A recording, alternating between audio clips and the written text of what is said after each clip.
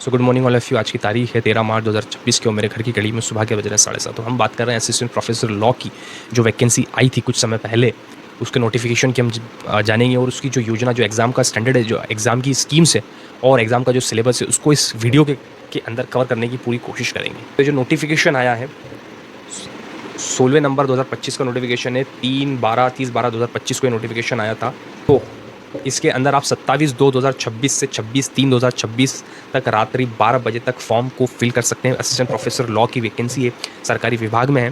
तो आप इस वैकेंसी को फिल कर सकते हैं। 10 दिन बचे हुए हैं, 10-15 दिन बचे हुए हैं, तो आप जल्द से जल्द इस फॉर्म को फिल कीजिए। इस वीडियो में हम इंपॉर्टेंट पोर्शन को कवर करेंगे। सो वैकेंसीज़ का जो नंबर है वो 17 है।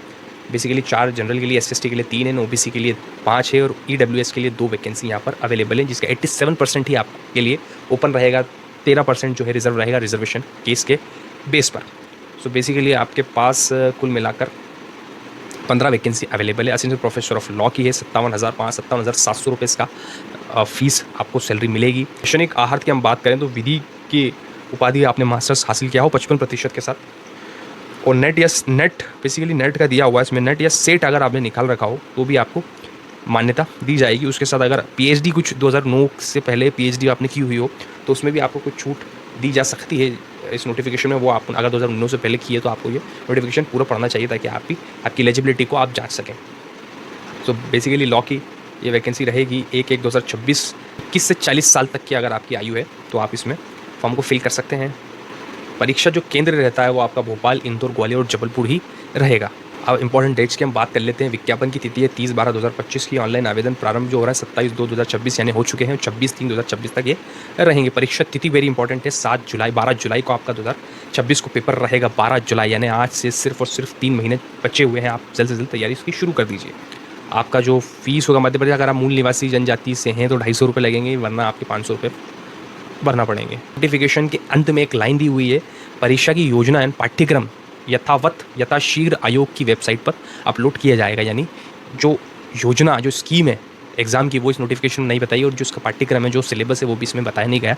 लेकिन पिछली बार का जो सिलेबस है जो कि आयोग की वेबसाइट पर अवेलेबल है, वो मैं आपको बताने जा रहा हूँ कि किस पैटर्न के साथ और किस सिलेबस के साथ आपका एग्ज़ाम कंडक्ट कराया जा सकता है। लिए 2 पेपर इसमें होते हैं। तो पहला पेपर होता है वो सामान्य अध्ययन से पूछा जाता है, जिसके 50 क्वेश्चन पूछे जाते हैं, जिसके 200 नंबर होते हैं। और दूसरा जो होता है वो 150 नंबर का होता है, जिसमें 600 अंक यानी 1 के 3 नंबर आपको मिलते हैं।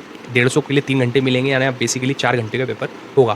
पहला जो होगा 1 घंटे का होगा, दूसरा जो 3 घंटे का होगा। 900 नंबर फुल मिला के होंगे और आपका जो क्वालिफाइंग मार्क रहेंगे वो 100 मार्क्स रहेंगे। सही उत्तर के लिए आपको 4 अंक मिलेंगे और गलत उत्तर के लिए आपको 1 अंक माइनस किया जाएगा।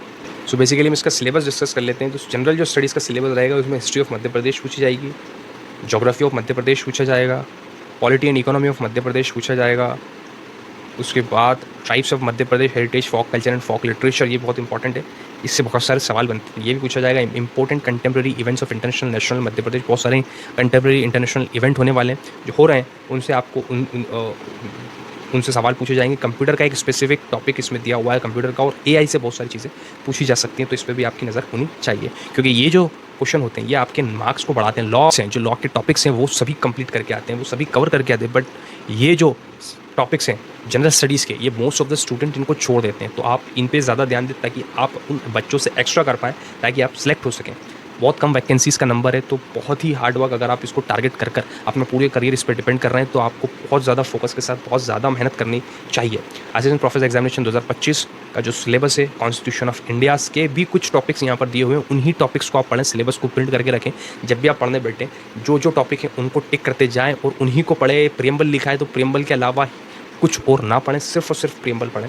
लीगल थ्योरी में जूरिस्प्रूडेंस है, बेसिकली जो UGC नेट का जो सेट का वो रहता है सिलेबस, वही सिलेबस यहाँ पर आपको देखने को मिलेगा। Public international law, human right, contract law, mercantile law है, लॉ ऑफ टॉर्ट्स है, लॉ ऑफ क्राइम्स हैं, जो स्पेसिफिक दिए हुए हैं उन्हीं को पढ़ना है, उसके अलावा कुछ नहीं एक्स्ट्रा पढ़ना है। लेबर लॉज इसमें 8 किए गए हैं। जो लेबर लॉज 2020 के जो है न्यू लेबर लॉज है, बहुत बड़ी लेबर लॉ का एक न्यू बुक आई है, उनको आप देखें, न्यू कोड आया है उसको देखें। एडमिनिस्ट्रेटिव लॉ है, इन्वायरमेंटल लॉ है, और इंपॉर्टेंट लॉज ऑफ मध्य प्रदेश के 5 इन्होंने एक्ट सिंपल दे दिए हैं।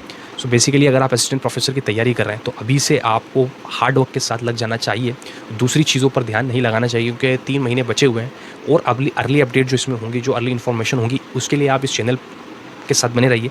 And that is true. See you tomorrow.